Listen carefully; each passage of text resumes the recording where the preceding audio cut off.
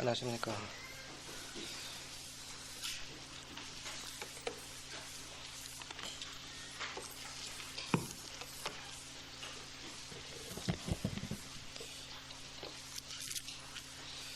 창세기 4장 보시겠습니다.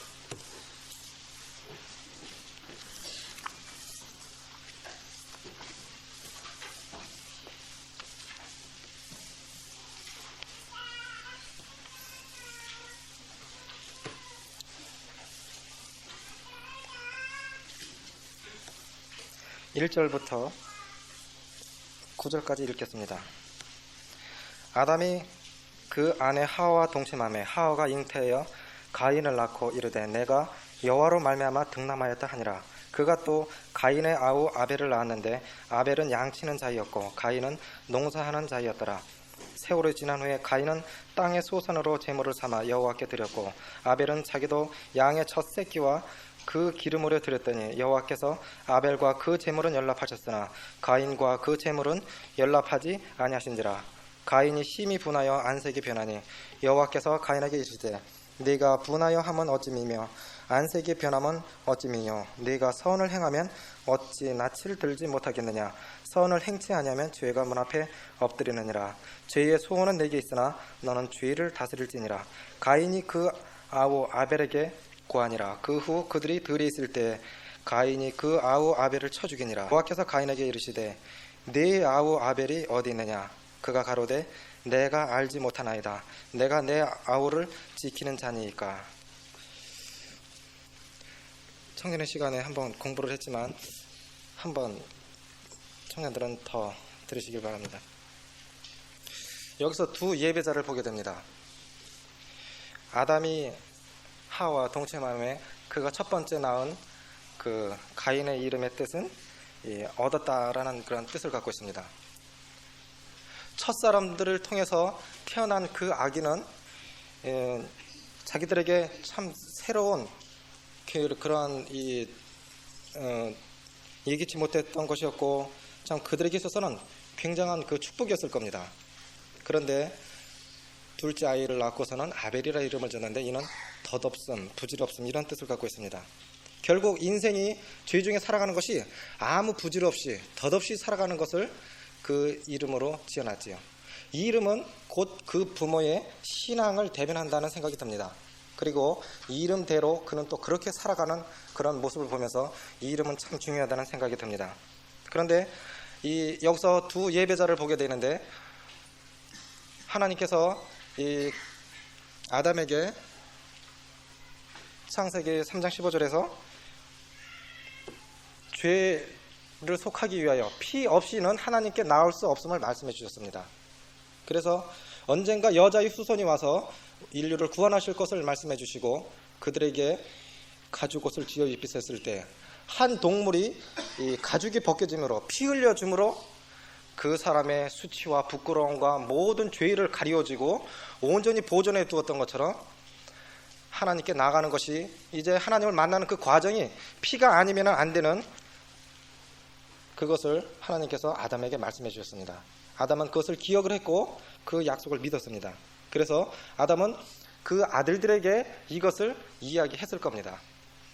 아벨이 양의 첫 새끼로 예물을 드렸던 것을 보면 분명히 그는 아버지의 하나님을 통해서 나타내 주셨던 그 피의 언약과 피의 제물을 드렸을 때 하나님께서 우리를 연락하시는 것을 그는 믿음으로 말미암아 그러한 예물을 드렸다는 생각이 듭니다. 그런데 가인은 이제 하나님께서 그 땅을 저주하셨는데 저주받음으로 엉겅퀴와 가시나무가 나게 된 그리고 저주받은 땅에서 난 그 소산물을 가지고 하나님께 나아가기를 원했어요. 그런데 하나님께서 그것을 거절하셨습니다.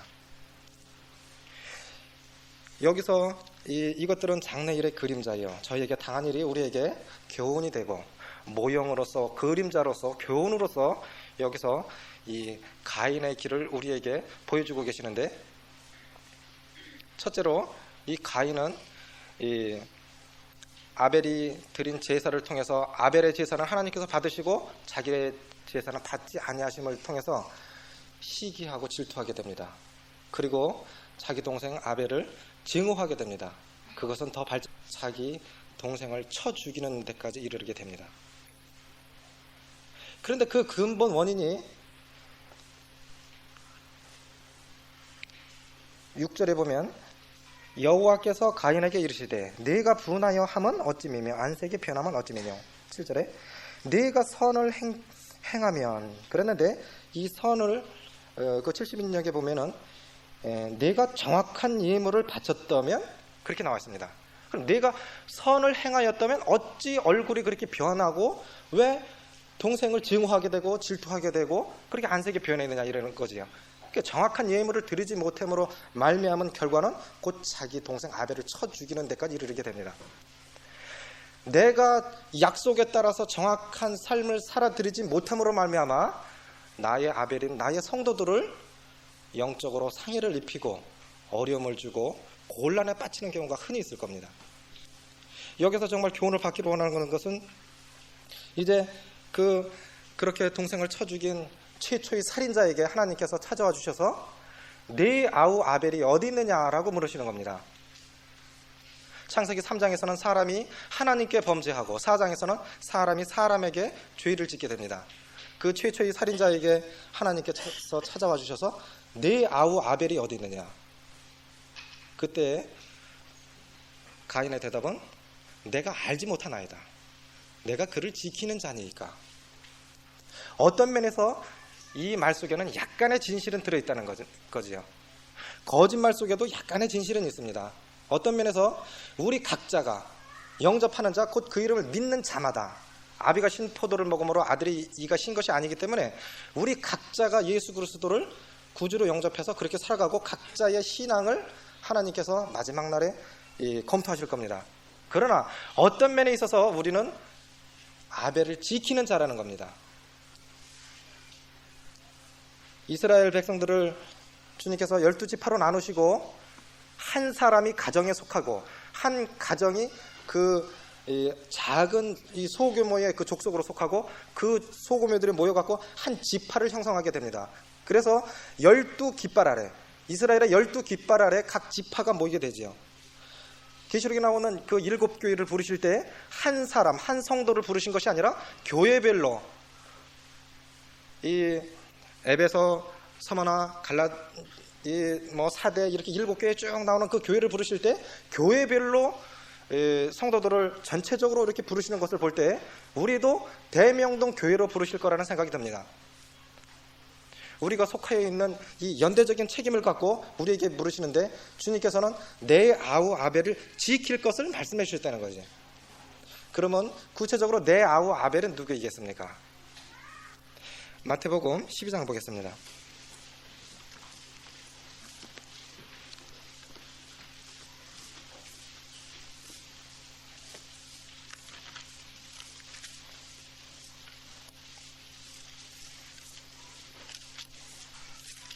마태복음 12장 47절부터 50절까지 읽겠습니다. 한 사람이 예수께 여짜오되 보소서 당신의 모친과 동생들이 당신께 말하려고 밖에 섰나이다 하니 말하던 사람에게 대답하여 가라사대 누가 내 모친이며 내 동생들이냐 하시고 손을 내밀어 제자들을 가리켜 가라사대 나의 모친과 나의 동생들을 보라. 누구든지 하늘에 계신 내 아버지의 뜻대로 하는 자가 내 형제요 자매요 모친이니라 하시더라. 내 아버지의 뜻대로 행하는 자가 내 모친이요 형제요 자매라. 결국 그들이 나의 아벨입니다. 아버지의 뜻은 아들을 보고 믿는 자마다 영생을 얻는 이것이니 마지막 날에 내가 이를 다시 살리리라. 아버지의 뜻대로 구원함을 받고 교회 안에 들어온 우리가 모두에게 다 아벨이 되고 모두에게 속하지 않는 자가 없습니다. 우리가 아벨로 섬겨가야 할 분들은 곧 내가 섬겼던 그 섬김을 통해서 나도 섬김을 받을 것입니다. 디모데전서 5장 8절 보겠습니다.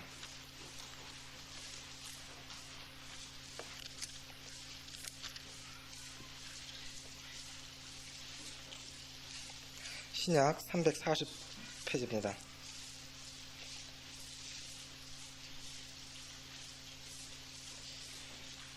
5장 8절 누구든지 자기 친족 특히 자기 가족을 돌아보지 아니하면 믿음을 배반한 자요 불신자보다 더 악한 자니라.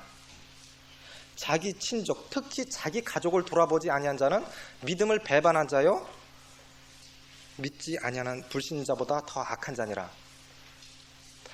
여기서 아벨은 자기 친족 특히 자기 가족을 말씀해 주고 계십니다. 믿지 않는 나의 가족들도 말하고 있는 거지.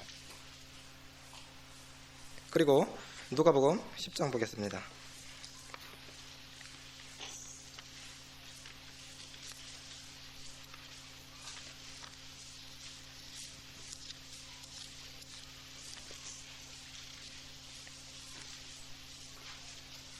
(29절입니다) 이 사람이 자기를 옳게 보이려고 예수께 여짜오되 그러면 내 이웃이 누구니까? 예수께서 대답하여 가라사대 어떤 사람이 예루살렘에서 여리고로 내려가다가 강도를 만나매 강도들이 그 옷을 벗기고 때려 거반 죽은 것을 버리고 갔더라.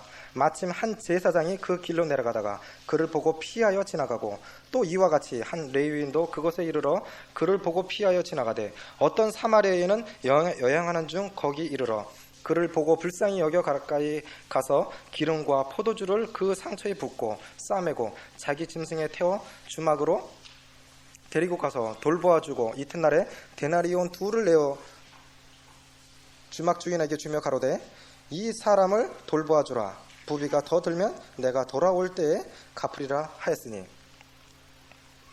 여기서 예루살렘에서 여리고로 내려가는 구원받지 못했던 우리들의 상태도 바로 이러한 상태였었습니다. 하나님과 더불어 영광스러운 하나님의 그 인격을 따라서 지음을 받은 그 존귀한 자들이었었는데 세상과 사탄과 그 유혹에 끌려서 한 번의 유혹에 실패해서 결국 사탄의 종이 되어버린 이런 사람들이 되어버렸습니다. 이 예루살렘하고 그 여리고의 그 지표를 한번 찾아봤습니다. 제가. 그런데 이 예루살렘은 해발 762m거든요. 그리고 여리고는 해면하 250m입니다. 거의 이 차이로는 한 900m 차이가 나죠.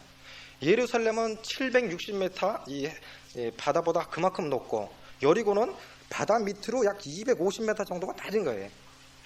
결국 존귀한 자에서 아주 가치 없는 자로 전락해버린 우리들의 옛 모습이고, 그리고 참 이 교회 안에서 주님의 거룩하심을 쫓아서 거룩하게 되었던 성도들이 뒤로 물러가 침륜에 빠짐으로 좌절함으로 이렇게 뒤로 물러가는 경우가, 이렇게 된 이 어려움을 겪고 있는 이러한 성도들이 아닌가, 좌절하고 있고 참 어려움을 겪고 뒤로 물러가고 있는 그러한 성도들이 아닌가, 그런 생각이 듭니다. 그들도 우리들의 아벨입니다. 그들을 지킬 것을 우리들에게 말씀해 주셨습니다. 그들을 주님께서 포도주와 기름으로 그 상처를 싸맸다고 하셨는데, 포도주는 우리 주님을 예표하고 계십니다. 그 보혈로 우리 상처 입은, 죄로 말미암아 상처 입은 우리를 완전히 온전케 해주셨고, 기름을 발라주심으로, 이 기름은 제사장과 이 왕과 그리고 선지자들을 세울 때 발라주셨는데, 우리를 그러한 선지자로 왕으로서 택하신 족속으로 우리에게 그렇게 기름을 발라주시고 주막에 맡겨주고 가셨습니다. 교회 안에 우리를 맡겨주셨는데, 교회 안에 있는 우리 모두가 서로를 향해서 형님이 나의 아벨이고 자매님이 나의 아벨이고 또한 어린 형제가 나의 아벨이고, 먼저 대신 그런 모친님들도 우리 모두에게 아벨이 아닌가, 그런 생각이 듭니다. 2 데나리온을 주고 부비가 더 들면 갚아주겠다고 주님께서 말씀해 주셨는데, 한 데나리온은 이 하루 품삯입니다. 그럼 2 데나리온은 이틀의 품삯이잖아요. 주님께서 하루가 천년 같은가, 천년이 하루 같은 이 사실을 알지 못하느냐. 이제 2000년이 다 지났고 부비가 더 들면, 혹 2000년 지난 다음에 주님께서 오실지라도 우리에게 맡겨주신 이 아벨을 지키는 데 대해서는 소홀히 할 수 없을 겁니다. 우리에게 이 아벨을 지킬 그런 능력들이 있죠. 나는 아무런 저에게 맡겨주신 그 아벨을 지킬 만한 은사도 없고 환경도 조건도 되지 못하고 가진 것도 없고 아무것도 없습니다. 이것은 주님의 말씀을 잘 알지 못한 그러한 연고라는 생각이 듭니다. 열왕기하 5장 보겠습니다.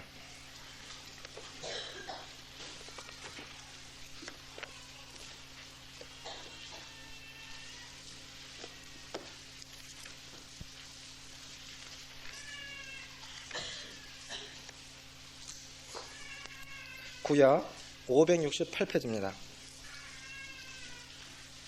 아람 왕의 군대장관 나아만은 그 주인 앞에서 크고 존귀한 자니 이는 여호와께서 전에 저로 아람을 구원하게 하셨습니다. 저는 큰 용사나 문둥병자더라. 전에 아람 사람이 띠를 지어 나가서 이스라엘 땅에 작은 계집아이 하나를 사로잡음에 저가 나아만의 아내에게 수종 들더니 그 주모에게 이르되 우리 주인이 사마리아에 계신 선지자 앞에 계셨으면 좋겠나이다. 저가 그 문둥병을 고치리이다. 나아만이 들어가서 그 주인에게 나아만은 곧 떠날새 은 30달란트와 금 6,000개와 의복 10벌을 가지고 가서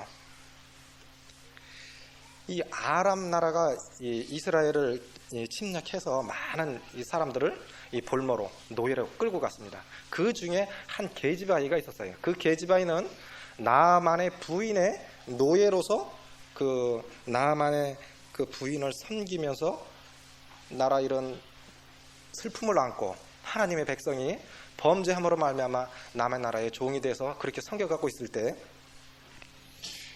그에게 주어진 이 아벨을 지킬 것에 대한 내 나라에 선지자가 하나님의 선지자가 계신데 우리 주인께서 나아만 장군께서 우리 선지자에게 보이셨으면 좋겠나이다. 그 어린 소녀에게 노예인 그 신분에 무슨 그런 들을 만한 것이 있겠습니까? 내세울 만한 무슨 그런 것이 있겠습니까? 그러나 그는 참 경건한 삶을 살았던 것 같아요. 비록 이국에 가서 나라 없이 남의 나라 이 주인을 섬기는 그런 입장이지만 경건하게 하나님을 섬기면서 그렇게 살았던 것 같아요.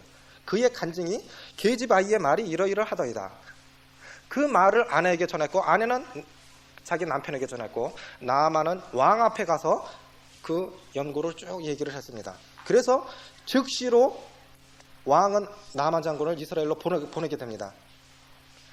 아벨 이 계집아이가 그 나아만에게 할 수 있었던 말이 뭘까요? 이스라엘에 가면 낫겠나이다. 믿지 않는 우리 가족들에게 내 가족들에게 나에게 주어진 여러 아벨들에게 교회에 가면 낫겠나이다. 빌립과 같이 와보시오. 우리가 할 수 있는 말이 특별한 은사가 없을지라도 와보시오. 아니면 먼저 되신 그런 형님들에게 복음을 잘 증거하시는 분들에게 소개해 주는 거예요. 이러이러한 분에게 가면 낫겠나이다. 이 말도 하지 못할 것 같으면은 이것은 이 자기의 은사를 탓하기 이전에 하나님 앞에서 차원 높은 교만을 저지르고 있다는 그런 생각이 듭니다. 왜냐하면 우리에게 최소한 그런 말을 할 수 있는 입을 주셨고 걸어 다닐 수 있는 발조차 주셨고 우리가 먼저 구원받은 그것만은 소개할 수 있기 때문인지요.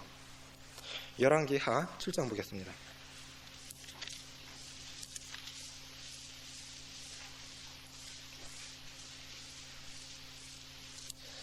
이형님께서 이것을 교제하실 때 참 은혜가 되었습니다.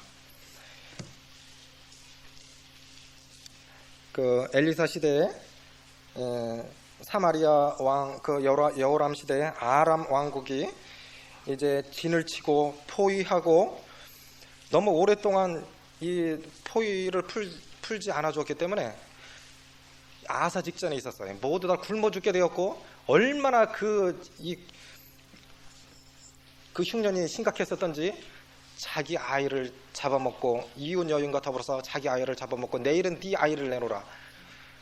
그랬을 때 왕이 그 성 위를 걸어갈 때 그 변론 안 하고 싸우는 것을 보고 왕이 그 사연을 듣고 옷을 찢었던 이렇게 아주 극박한 상황에 있을 때 이제 하나님께서 이 병거 소리와 그 말발굽 소리를 통해서 아람 군대를 다 쫓아내 버리시고 거기 그들이 가지고 있던 여러 것들을 식량들과 은근 폐물들을 다 놓고 가 계셨습니다. 그런데 문둥병자들이 4명의 문둥병자들이 성에 들어가지도 못하고 성 이 문에 있다가 안에 있어도 죽고 적군에 가도 죽으니 이왕 죽을 바에야 한번 가보자. 그래갖고 가보니까 아람 군대의 군사들은 하나도 없었고 아주 너무 바삐 도망가느라고 옷은 아무렇게나 막 내팽개지고 전혀 무질서한 가운데 엄청난 식량들과 은근 폐물이 있었던 거예요. 그 문둥병자들이 실컷 먹고 많이 감추고 나서 그들이 이러한 말을 하게 됩니다. 7절에 황혼에 일어나서 도망하되 그 장막과 말과 나귀를 버리고 진을 그대로 두고 목숨을 위하여 도망하였습니다. 그 문둥이들이 진가에 이르자 한 장막에 들어가서 먹고 마시고 거기서 은과 금과 의복을 가지고 가서 감추고 다시 와서 다른 장막에 들어가서 거기서 또 가지고 가서 감추니라. 문둥이가 서로 말하되 우리의 소위가 선치 못하도다. 오늘날은 아름다운 소식이 있는 날이오늘 우리가 잠잠하고 있도다. 만일 밝은 아침까지 기다리면 벌이 우리에게 미칠지니 이제 떠나 왕궁에 가서 고하자 하고 드디어 가서 성 문지기를 불러 고하여 가로되. 4명의 문둥이에게 주어졌던 이 아벨들은 조금만 더 있으면 엄청난 희생을 당하고 결국에 그 포위를 풀어주지 않으면 다 굶어 죽어버릴 이러한 위경에 있는 그 성문 안에 있는 그 도성 안에 있는 그 자기 백성들이 다 4명의 문둥이에게 전체의 아벨이었습니다. 이들은 지금 자기 것을 가지고 그들에게 먹이고 있는 것이 아니에요. 자기 것을 가지고 소개하고 있는 것이 아니고 거저 들어온, 굴러 들어온 뜻밖의 것을 가지고 다만 자기가 만난 그 횡재를 가지고 우리가 이렇게 횡재를 만났는데 이것을 가지고 내만 챙길 것 같으면 이것은 날이 밝으면 우리에게 벌이 미칠 것이다. 저녁입니다. 세상 마지막 때에 우리에게 하나님께서 아무런 받을 자격이 없는 우리들에게 거저 주시는 선물로 하나님의 은혜로 구원받았음을 우리에게 알려주셨고 그렇게 구원받은 이 은혜를 우리가 밤이 올 때 다시 구원받을 은혜의 시간이 닫혀진 그 시간이 지나고 나서는 우리 주님 앞에 섰을 때는 벌이 우리에게 미칠 것이라. 내가 행한 것에 대해서 셈해보라. 이렇게 물으실 때 우리에게 할 말이 없다는 겁니다. 문둥이에게 최소한 이 자기 아벨을 지킬 수 있는 능력은 최소한 몇 가지는 있었던 것 같아요. 은, 금과 여러 가지 폐물들과 식량은 그들의 것이 아닐지라도 말할 수 있는 입이 있었고 그들의 입이 이 문둥이가 저는 문둥이를 보지 못했습니다. 그래서 정말 보기로 하는데 이것이 만약에 삐뚤어졌을 것 같으면 발음은 분명치 않겠지요. 발도 제대로 걸을 수가 없을 겁니다. 속도는 늦을지라도 발음은 분명하지 않을지라도 그들이 외친 것은 정말 기쁜 소식이었고 복음의 진수가 없겠느냐 그러는 생각이 듭니다. 내 가족, 특히 친족, 자기 가족을 돌아보지 아니하는 자는 믿지 않는 불신자보다 더 악한 자라고 우리에게 주시는 우리 주님께서 내가 받은 은혜를 나에게만 가지고 있으면 주님께서 훗날에 그것에 대해서 계산해 보자고 했을 것입니다. 60년대에 우리에게 복음이 들어와서 우리가 그분들에게는 최소한 빚진 자입니다. 이제 우리의 영역이 대명동 안에서만 속해서는 안 될 겁니다. 대구 도성만이 우리의 영역은 아닐 것입니다.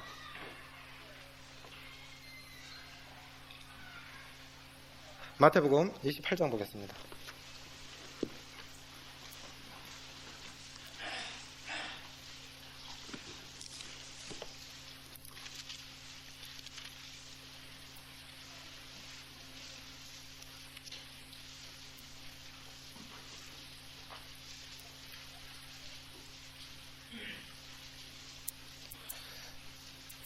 우리에게 주어진 이 아벨을 지키는 것에 대해서 어디까지 적용하고 누구에게까지 적용해야 할 것인가? 18절입니다. 예수께서 나와 일러 가라사대 하늘과 땅의 모든 권세를 내게 주셨으니 그러므로 너희는 가서 모든 족속으로 제자를 삼아 아버지와 아들과 성령의 이름으로 세례를 주고 내가 너희에게 분부한 모든 것을 가르쳐 지키게 하라. 볼지어다 내가 세상 끝날까지 너희와 항상 함께 있으리라. 아벨을 지키는 영역은 비단 우리 가정뿐만이 아닙니다. 교회뿐만이 아닙니다.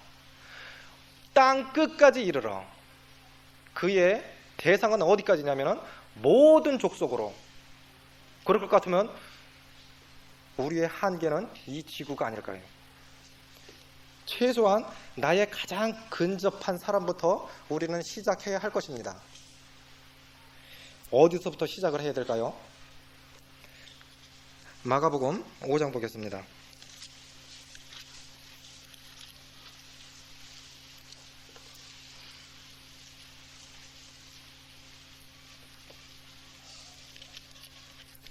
5장 19절입니다. 18절부터 20절까지 읽겠습니다. 예수께서 배에 오르실 때 귀신 들렸던 사람이 함께 있기를 간구하였으나 허락지 아니하시고 저에게 이르시되 집으로 돌아가 주께서 내게 어떻게 큰 일 행하사 너를 불쌍히 여기신 것을 내 친속에게 고하라 하신대. 그가 가서 예수께서 자기에게 어떻게 큰 일 행하신 것을 데가볼리에 전파하니 모든 사람이 기이 여기더라. 많은 이 군대에 들린 많은 귀신들이 들어있던 그 거라사인이 이제 주님의 은혜로 귀신이 떠나가고 온전한 사람이 되었습니다.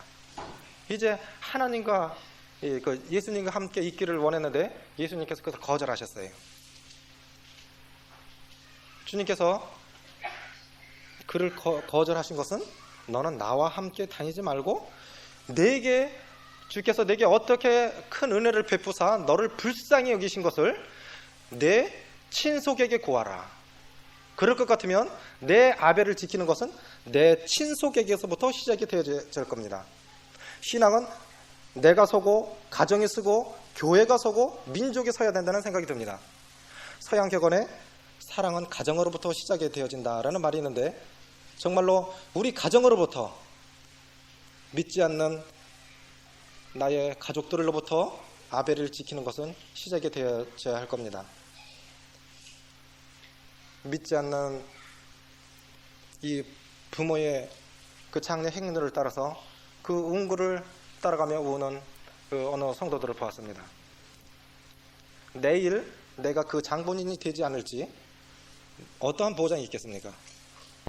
한번 죽는 것을 하나님께서 정하셨기 때문에 아무에게도 예고 없이 누구에게든지 예외 없이 찾아오는 죽음인데 때가 닥치기 전에 은혜의 문이 닫히기 전에 우리는 우리 아벨을 지키는 것에 대해서 충실해야 될 겁니다.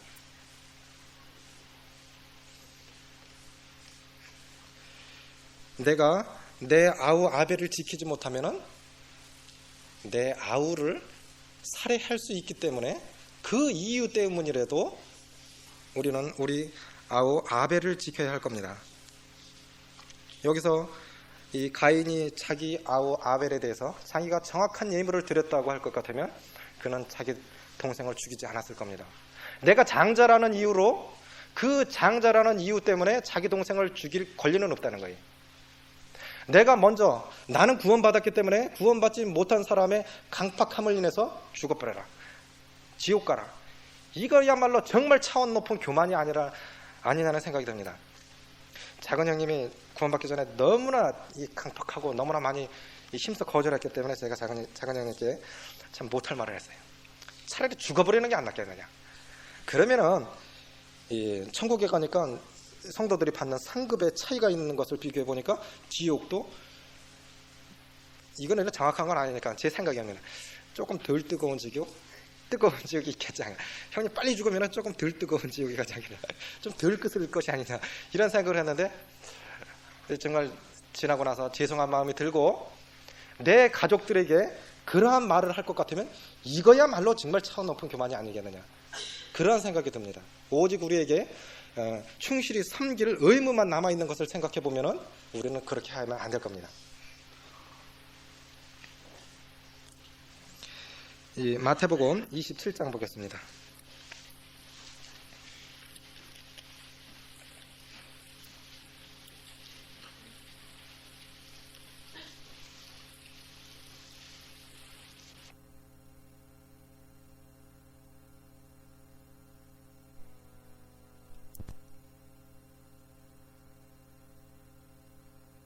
장로들이 예수를 죽이려고 함께 의논하고 결박하여 끌고 가서 총독 빌라도에게 넘겨주니라. 때에 예수를 판 유다가 그의 정죄됨을 보고 스스로 뉘우쳐 그 은 30을 대제사장들과 장로들에게 도로 갖다 주며 가로되 내가 무지한 피를 팔고 죄를 범하였도다 하니 저희가 가로되 그것이 우리에게 무슨 상관이 있느냐 네가 당하라 하거늘 유다가 은을 성소에 던져놓고 물러가서 스스로 목매어 죽은지라. 대제사장들이 그 은을 거두며 가로되 이것은 핏값이라 성전고에 넣어둠이 옳지 않다 하고 의논한 후 이것으로 토기장이의 밭을 사서 나그네의 묘지를 삼았으니 그러므로 오늘날까지 그 밭을 피밭이라 일컫느니라. 이에 선지자 예레미야로 하신 말씀이 이루어나니 일러스되 저희가 그 정가된 자 곧 이스라엘 자손 중에서 정가한 자의 가격 곧 은 30을 가지고 토기장이의 밭값으로 주었으니 이는 주께서 내게 명하신 바 같으니라 하였더라. 가론 유다가 주님을 계속해서 섬겼으면은 유다는 주님을 팔지 않았을 겁니다. 우리가 성도를 섬기면은 최소한 그 사람은 성도를 살해하지는 않아요. 중간에 있는 즉시로 뒤로 물러가는 것을 보게 됩니다. 우리의 신앙은 진보 아니면 퇴보이는 것을 생각해 보면서 물고기가 거슬러 올라가지 않는 그 즉시부터는 떠내려가는 거예요. 물은 계속 흘러가고 있기 때문이죠. 우리는 올라가지 않으면 밑으로 내려가게 되어 있습니다. 그럴 것 같으면 우리의 신앙은 우리 겉사람은 후패나 우리 속은 날로 새롭도다 하신 말씀처럼 계속해서 발전해 가야 하겠고 진보되어 가야 하겠다는 그런 생각이 듭니다. 아브라함이 장막을 옮겨 갈 때마다 제단을 쌓았고 거기서 여호와의 이름을 불렀던 것처럼 우리는 우리 아벨을 지키는 것을 계속 반복해야 하겠고 계속해야 되겠다는 그런 생각이 듭니다. 우리가 그 아벨을 지켜야 할 그 이유 중에 하나가 아벨을 지킨 것에 대해서 주님께서 세매보라고 하실 것이기 때문입니다. 많은 말씀으로 봤지만 한번 이 말씀을 더 보겠습니다. 마태복음 25장입니다.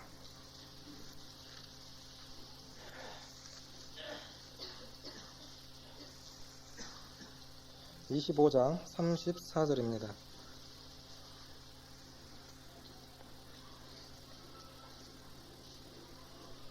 그때 임금이 그 오른편에 있는 자들에게 이르시되 내 아버지께 복 받을 자들이여 나와 창세로부터 너희를 위하여 예비된 나라를 상속하라.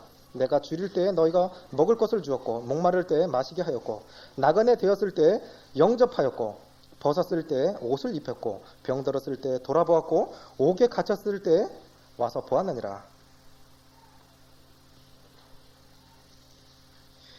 우리가 언제 이 주께서 정말 창세로부터 예비된 그 나라를 상속하라. 내 아우 아벨을 지킨 것에 대해서 주님께서 우리에게 그 보상은 창세로부터 예배된 나라를 상속하라는 겁니다. 우리가 신분이 아벨을 지키지 못한다고 해서 우리의 신분이 변하는 것은 아니에요. 예배 시간에 보셨지만 내가 저에게 영생을 주노니 저희가 그 영생을 잃어버리지 않겠고 내 아버지 손에서 빼앗지 못하겠다고 하셨는데 잃어버리는 것이 아니고 빼앗기지 않는 것이 우리의 신분일 것 같으면 최소한 우리의 신분은 변화되지는 않습니다. 그러나 아벨을 지킨 것에 대한 그것은 주님 앞에서 우리가 회개해야 될 겁니다. 이 어려운 성도들을 위하여 기도하고 찾아봐주고 이 일을 너무 많이 하게 되면 그 일에 지쳐서 사람의 능력과 그 모든 것에 대한 한계가 있는 것 같아요. 그리고 점점 살아면서 느껴지는 것은 팔방미인은 없다는 생각이 듭니다. 그리고 모든 사람들이 사람은 사람이다라는 생각이 듭니다. 사이클 선수들이 이제 단체 경기를 하게 됩니다. 아주 그 사람들은 이 속도 경기이기 때문에 이 머리도 달라붙는 그 모자를 탁 쓰고 옷도 보면은 그냥 살에 딱 달라붙는 거예요. 여자 스타킹 같은 거 그거 딱 달라붙게 그거 하고 이 바퀴도 아주 가나다란 바퀴 끼고 최소한으로 무게도 줄이고 부피도 줄이고 그래서 공기의 저항을 적게 받으려고 속도 경기이기 때문에 그렇게 하게 됩니다. 우리 그리스도인들에게 이제 이 고난이라는 이 저항을 물리치기 위해서 불평이라는 그 저항을 물리치기 위해서 우리는 최대한도로 정말 말씀에 경건하게 살고 말씀에 집착해야 되고 그래야 할 것입니다. 그런데 주목해야 할 것은 만약에 4명의 그 단체 경기를 하게 될 것 같으면 4명이 거의 그냥 앞바퀴 뒷바퀴가 이렇게 붙을 정도로 빼적 쫓아가게 되지요. 그 주어진 목적지를 향해서 그 코스를 달려가게 됩니다. 그런데 한참 가다가 선두주자가 뒤로 물러난다는 거예요. 왜 물러날까요? 내가 요번에 1등 해봤으니까 너도 한번 1등 해봐. 그래갖고 물러날까요? 아닙니다. 한참 그 별거 아닌 것 같지만 이 긴 코스를 이렇게 경주하게 되면 앞에 있는 사람이 바람막이를 해낸 거예요. 혼자 그 바람막이를 다 해나가니까 그 사람에게 그거는 참 힘든 거예요. 그러니까 선두주자를 바꿔줘야 되는 거예요. 그럴 것 같으면 교회에서도 참 이 불평이라는 이 저항이 왔을 때, 어려움이 왔을 때, 또한 범죄라는 이 곤란이라는 성도들이 어려움에 빠지고 시리에 빠지고 문제가 발생했을 때 먼저 되신 형님들이 참 이 경건한 이 형님들이 성도들이 그 앞에서 바람막이를 해주고 있을 때 뒤에는 그냥 쫓아만 가면 되지. 그냥 쫓아만 가면 1등이니까. 그렇게 한다고 우리가 생각할 것 같으면 이 사람은 정말 차원 높은 교만을 범하고 있다는 겁니다. 우리가 그거 다 이해하지 못해 보지요? 맨 앞에 서보면은 그 공기가 얼마나 따가운가를 느끼게 돼요. 차를 타고 가다가 이제 이 옆유리를 내리게 됩니다. 한 140 정도 놓고 달리면 이게 따갑죠. 머리까지 바짝 쓰고. 그런데 어떤 사람이 막 이렇게 차를 운전하고 가다가 이 앞에서 가는 이 골재를 실은 그 단프차가 고속도로에서 뭐 돌 하나 떨어뜨려 갖고 그것이 유리에 맞았어요. 그러니까 유리가 완전히 깨져버려 갖고 뻥 뚫려 버린 거예요. 겨울 날씨에 그것을 주행하고 가는 그 사람에게 얼마나 그게 따갑고 아프고 싫었는지 나중에는 자기 얼굴을 만지는데 내 얼굴이 아니라 내가 나무 토막을 만지는 것 같았다고 이렇게 얘기하는 걸 들었습니다. 앞에서 그 고난에 그 어려움의 마찰을 감당하고 있는 이 형님들은 날이 지나고 나서 그분들의 고백은 그 어려운 골짜기를 지났을 때 내 얼굴이 나무 토막 같았다. 그것을 경험해 보지 않은 분들은 모를 겁니다. 이렇게 지나고 나서 좀 이렇게 그 굉장한 그 먼저 되신 형님들에게 감사가 되는데 우리는 다 내가 아벨로서 다른 사람의 도움을 받고 살았다는 거지. 아무도 남을 도와줄 만큼 가난한 사람이 없어요. 남에게 사랑을 베풀 수 없는 아주 가난한 사람이 없고 자기가 사랑을 받지 않고 살아갈 만한 그런 부자가 없는 거예요. 우리는 이제까지 살아오면서 주님께 빚진 자이고 그 복음을 우리에게 전해준 그분들에게 복음으로 빚진 자이고 그리고 복음으로 나아줬을 뿐만 아니라 우리가 살아가면서 그 영적인 자녀들을 위해서 기도하고 그 성도들의 아픔을 겪고 있을 때 외롭게 그 순간들을 감내했을 그 먼저 되신 형님들의 그 고난을 모릅니다.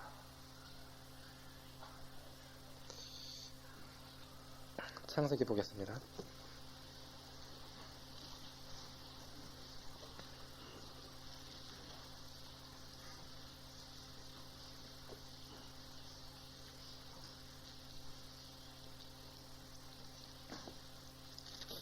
사 장 10절 보겠습니다.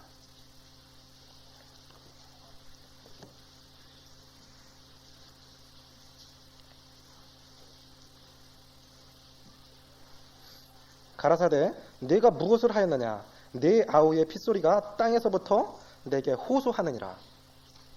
내가 내 아우를 지키지 못하면은 지키지 못한 것에 대해서 나의 아벨들이 나의 가족들이 나의 성도들이 주님 앞에서 내게 호소할 겁니다. 구원받지 못한 가족들이 너는 구원받아서 좋았는데 너는 왜 나에게 이 복음을 가르쳐 주지 않았느냐? 나에게는 왜 가르쳐 주지 않았느냐?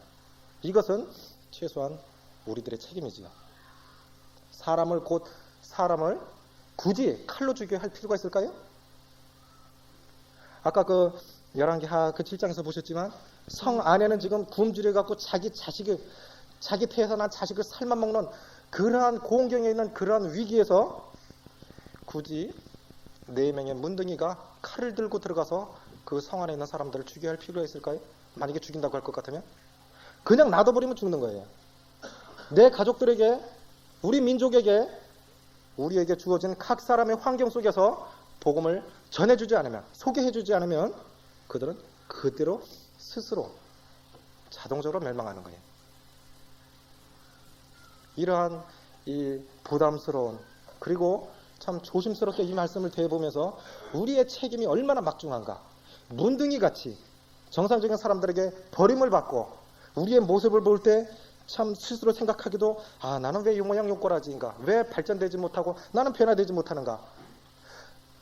그래서 자신을 봤을 때 나를 그렇게 구원해 주신 주님이 정말 놀랐고, 그러한 놀라운 구원을 받았는데 이것을 가지고 나만 간직하고 남에게 전해주지 않았을 것 같으면 그분들은 분명히 피에 대한 호소를 할 겁니다.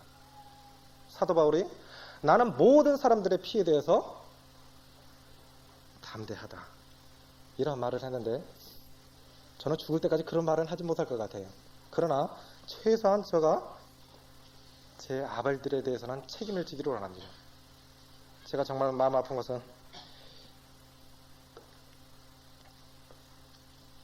이 어느 형님을 내가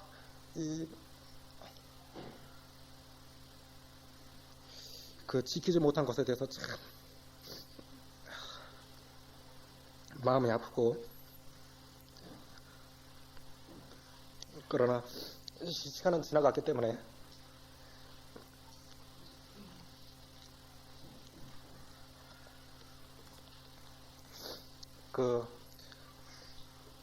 다른 말씀에 이런 말씀이 있습니다. 오직 한 일, 즉 뒤의 것은 잊어버리고 우리 앞에 당한 표대를 향하여 경주할 것만 우리에게 남아 있습니다. 우리의 경험도 우리의 체험도 우리에게 큰 도움은 되지 못하는 것 같아요. 아브라함이 계속 장막을 옮겨가면서도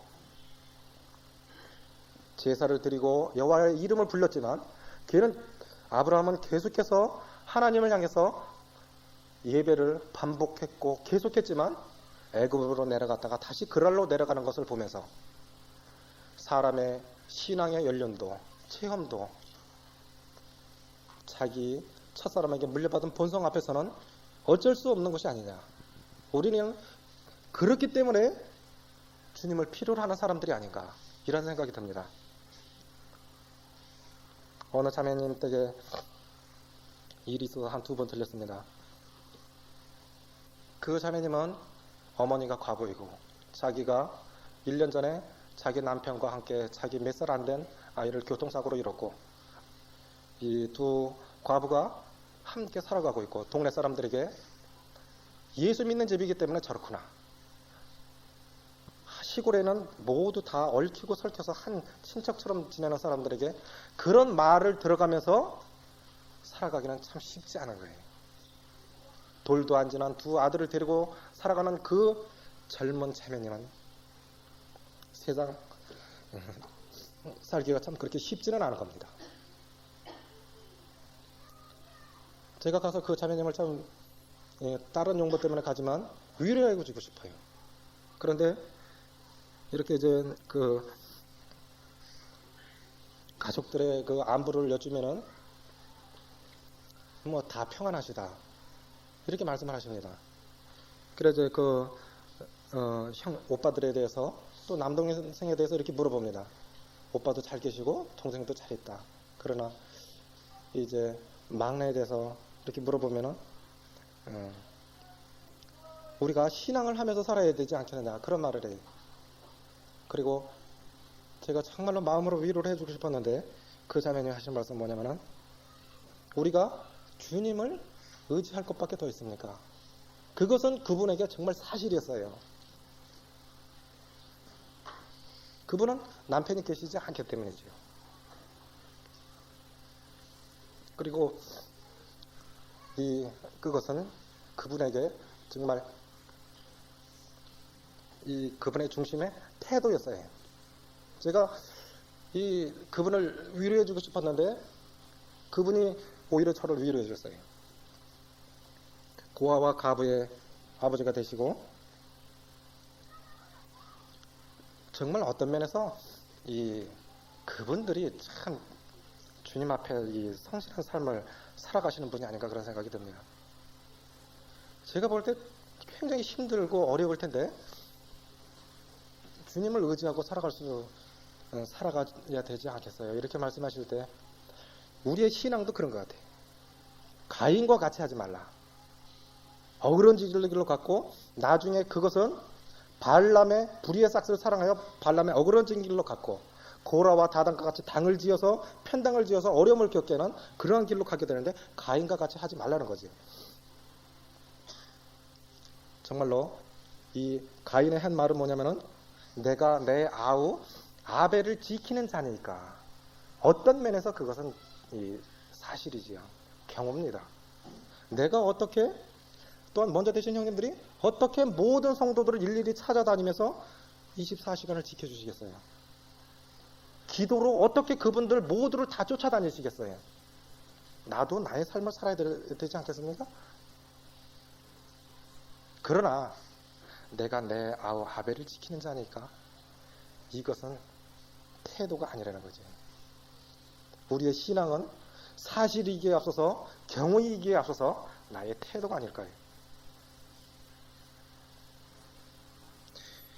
우리 주님께서 아벨이신 우리를 어떻게 지키셨나 한번 보기를 원합니다. 누가복음 23장 보겠습니다.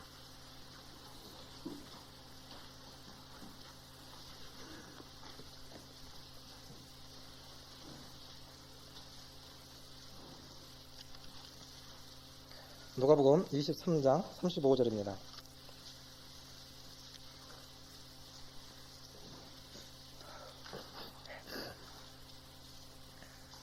백성은 서서 구경하며 관원들도 비웃어 가로되 저가 남을 구원하였으니 만일 하나님의 택하신 자 그리스도여든 자기도 구원할지어다 하고 군병들도 희롱하면서 나와 신포도주를 주며 가로되 네가 만일 유대인의 왕이여든 네가 너를 구원하라 하더라.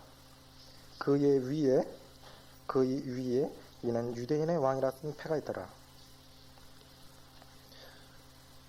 정말 주님께 감사한 것은 온 우주에 사랑할 사람이 나밖에 없는 것처럼 나를 위해서 돌아가신 보잘것없는 가치 없는 나를 위해서 돌아가신 그분을 찬양하게 됩니다. 하나님의 아들이거든 네가 찬송받을 자의 아들 그리스도이거든 너도 구원해서 내려와 보고 나도 내려와 보게 해라. 하나님과 동등됨을 취할 것으로 여기지 아니하시고 오히려 자기를 비어 종의 형체를 입고 이 땅에 오셔서 죽기까지 복종하시고 그 부끄러운 십자가를 지시기를 부끄러워 아니하셨던 그 우리 주님께서 우리 아벨들을 얼마나 성실하시게 세상에서 이러한 이 수고는 없을 겁니다. 하나님이 사람 앞에 벗김을 당하시고 맞으시고 세계의 못에 자기 몸을 실은 채 이 뼈가 일그러지고 어그러지고 내가 내 모든 뼈를 쓸 수 있나이다. 내가 내 혀가 내 이틀이 붙었나이다. 나는 질그릇 조각같이 부서졌고 내 마음은 천밀같이 녹았나이다. 이러한 주님의 십자가 위에서 그 아벨을 지키셨던 그 수고의 말씀을 기억해 보면서 우리는 내 아벨을 지키는 것이 명분이기에 앞서서 우리 주님의 그 사랑에 대한 조그마한 어떤 보답이라는 그런 생각이 듭니다. 그런데 아벨을 지키면서 참 조심해야 할 것들이 있습니다. 맨 앞에 이 사이클 선수가 이 바람막이 하면서 달릴 때 너무 피곤하고 바람을 많이 맞으니까 이 에너지도 많이 소모되고 그러니까 이제 그는 이 힘든 걸 느끼게 됩니다. 이것이 곧 불만입니다. 혼자서 너무 많은 짐을 감당하게 되면 불만이 나오기 마련이에요. 모세가 지면의 모든 사람마다 온유함이 승하였다고 했는데 무리바 물가에서는 내가 너희를 위하여 물을 내랴? 이러한 불평을 털어놓게 됩니다. 너무 많은 짐을 성도들에게 지우지 마십시오. 성도를 섬기는 것이 아니면 곧 그 사람에게 짐을 지우는 것이다. 이렇게 내 짐까지 지우는 거예요. 성도를 섬기는 것은 곧 나를 위해서 하는 거죠. 내가 그 성도를 섬기지 않으면 그 성도가 나를 섬기게 돼 있어요. 그럴 것 같으면 내가 내 위치를 지키는 것은 곧 내 아벨을 지키는 겁니다. 그리고 정말 그렇게 수고하실 때에 불평이 들어왔을 때 이 산을 올라가게 되면은 거의 정상 부근에 가면은 거의 높은 산에는 이 구름이 있습니다. 이 구름 사이를 이제 올라가게 될 때는 앞이 안 보여요. 정상이 안 보입니다. 밑에도 안 보여요. 그리고 그 구름 속에 자기가 젖어버리게 돼요. 보이지도 않고 그 안개 같은 그런 것들이 자기에게 젖어버리게 됩니다. 그러니까 정상을 향해서, 표대를 향해서 달려가는 그 수고하는 그 성도에게 불평이라는 것이 자기 몸에 붙어버리고 앞도 보지 않고, 그럴 때는 내가 이제 정상에 다 왔구나, 조금만 더 가면 되겠구나, 그렇게 생각하고 조금만 더 올라가게 되면은 자기 밑에 구름을 보게 됩니다. 이제 그 젖지도 않아요. 그 불평에 적지도 않고 오히려 그 불평을 내려다보게 되지요. 조금만 더 견디시면은, 조금만 더 올라가시면은, 주의 은혜에 자비를 구하고 조금만 더 올라가게 되면은 자기의 불평을, 내가 한 자기 불평을 보게 될 겁니다. 성경 안에서 난 이런 자가 아닌가, 나를 구원하시지 않아도 하나님께서 아무런 나에게, 내가 하나님께 할 말이 없는 자인데 나를 구원해 주시는데 내가 이런 일을 한다고 해서 무슨 불평이 있겠는가, 내가 했던 불평을 성경 안에서, 말씀 안에서 찾게 됩니다. 조금만 더 올라가시면은 그것을 해소하실 수 있을 겁니다. 야고보서 2장 13절 보겠습니다.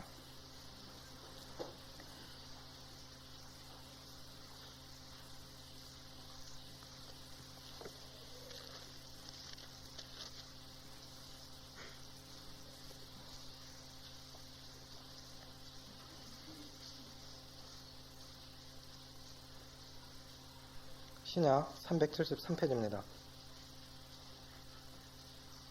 긍휼을 행하지 아니하는 자에게는 긍휼 없는 심판이 있으리라. 긍휼은 심판을 이기고 자랑하느니라.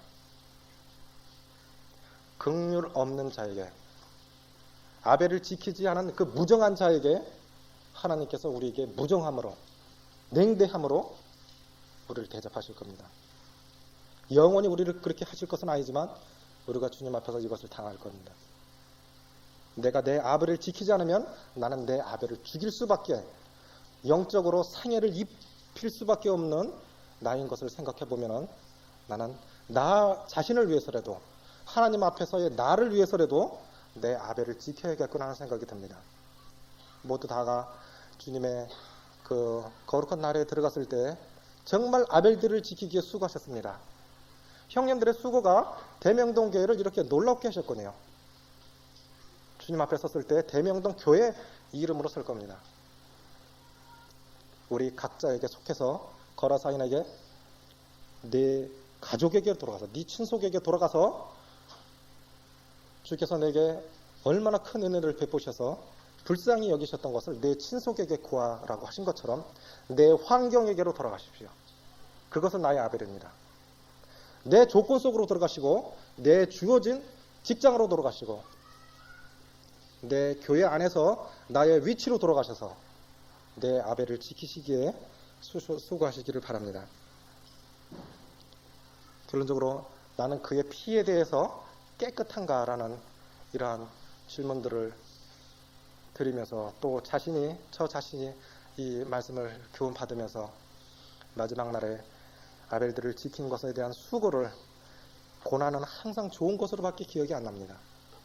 특별히 주님 안에서 이렇게 어려움을 겪고 고생을 하셨던 분들 얘기 들어보면 저것밖에 남는 것이 없는데, 내가 살아야 할 이유도 바로 저것인데, 저러한 것을 위해서 우리가 부름을 받았는데, 이런 생각이 듭니다.